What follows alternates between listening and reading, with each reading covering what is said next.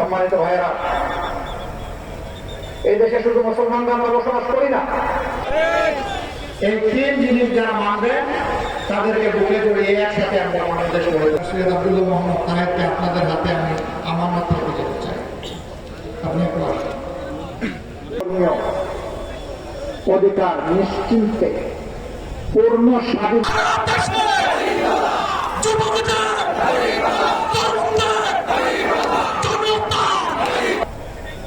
সম্মানিত ভাইয়েরা,